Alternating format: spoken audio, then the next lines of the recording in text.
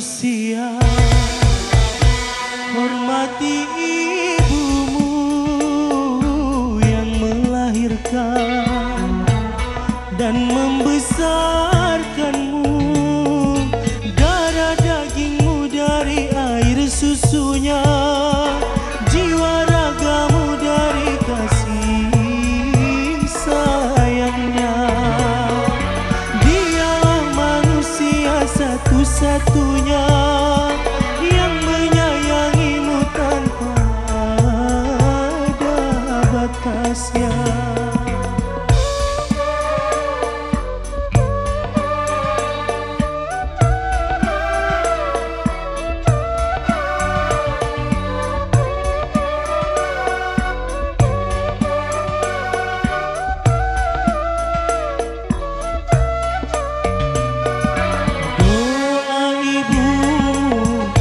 Kabulkan Tuhan dan kutukannya jadi kenyataan.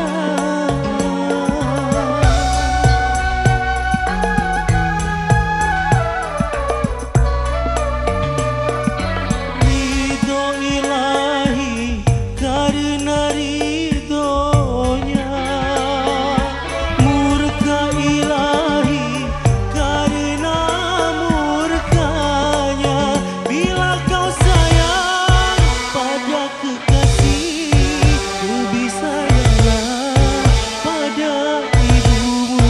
Bila kau patuh pada rajamu, lebih patuhlah pada ibumu. Bukannya gunung tempat kau meminta, bukan lautan tempat kau memuja, bukan pula dukun tempat kau menghibah, bukan kuburan tempat memohon doa. Tiada keramat yang ampuh di dunia selain dari doa ibu jua.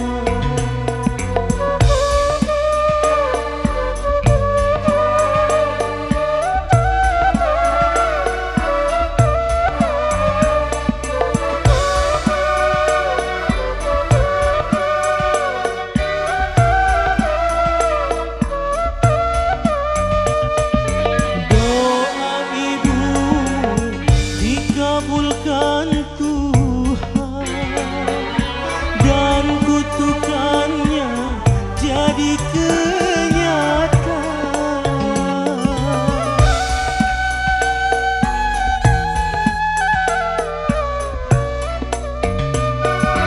Ridho ilahi karena ridhonya, murka ilahi karena murkanya.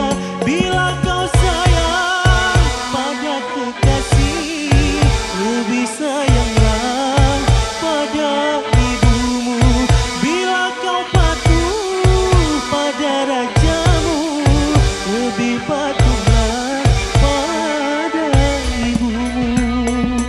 Bukannya gunung tempat kau meminta, bukan lautan tempat kau memuja, bukan pula dukun tempat kau menghibah, bukan kuburan tempat memohon doa. Tiada keramat yang ampuh di dunia selain dari doa ibumu jua.